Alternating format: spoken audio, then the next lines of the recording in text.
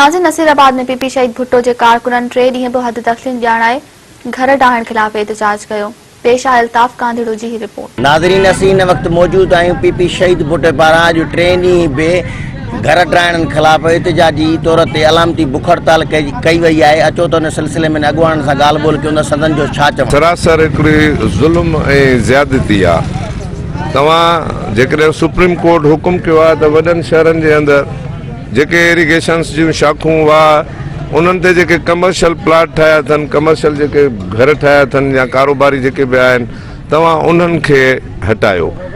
Sindh high court इहा ruling ॾिनी आहे त महिरबानी करे जेसीं ताईं गवर्नमेंट सिंध हुकूमत मुतबादिल अजा नथी ॾिए, माण्हुनि खे मुआवज़ा नथी ॾिए, तेसीं ताईं तव्हां ग़रीबनि जा घर न ठाहियो। त दख़लनि जे आड़ में जेके ऑपरेशन कयो थो वञे, असां इन जी सख़्त लफ़्ज़नि में मज़म्मत था कयूं।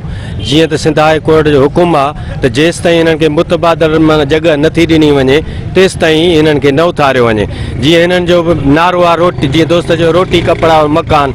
रोटी बेरोज़गारी में ख़तमु थी, मकान हिननि हाणे ड्राए छॾिया, बाक़ी वञी कपिड़ा बचिया आहिनि। जेके ग़रीबनि खे फाटल वञी कपिड़ा आहिनि, इहे भला आहिनि त उन्हनि जी मर्ज़ी, उन्हनि जे पोयां लॻा पिया आहिनि। असां मज़म्मत था कयूं त तव्हां जेके नारे जे आधार ते तव्हां अचो था त ग़रीबनि जी सार संभाल कयो। ग़रीबनि जा घर ठाथा था वञनि, इहा सरासर नाइंसाफ़ी आहे। ऐं सुप्रीम कोर्ट जो हुकुम आहे त जेकी गैर कानूनी कमर्शियल आहिनि वाहन ते कड़नि ते उहे कब्ज़ा हटाया वञनि। लेकिन हीअ अमलदार, ज़ालिम अमलदार, उन जे उबतड़ अमीरनि जा घर बचाइनि था, उन्हनि जा दुकान बचाइनि था, ग़रीबनि जा घर ड्राहे पट करे छॾिया अथनि। जीअं त ही रियासत मां जो जेको आहे सो दर्जो रखंदी आहे ऐं ही जेके अवाम आहे उन्हनि जा बचा आहिनि, पर हिते उन्हनि बचनि जे लाइ का पॉलिसी न आहे।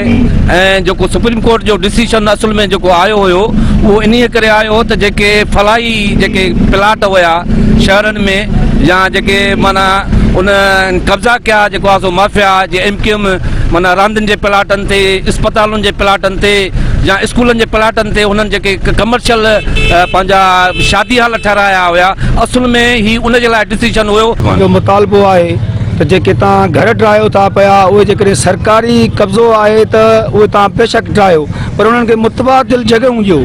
इहो कानून में पाकिस्तान जे आइन में मौजूदु आहे त जेकॾहिं तव्हां घर ठाहियो था, अजा ठाहियो था, उन्हनि खे मुतबादिल जॻह ॾियो या उन्हनि खे मुआवज़ो ॾियो। जेसीं त इन्हनि खे मुआवज़ो नथो ॾिनो वञे, मुतबादिल का जॻह नथी ॾिनी वञे, त पाकिस्तान पीपल्स पार्टी शहीद भुट्टो जे तरफ़ां एहतजाज जारी आहे ऐं जारी रहे।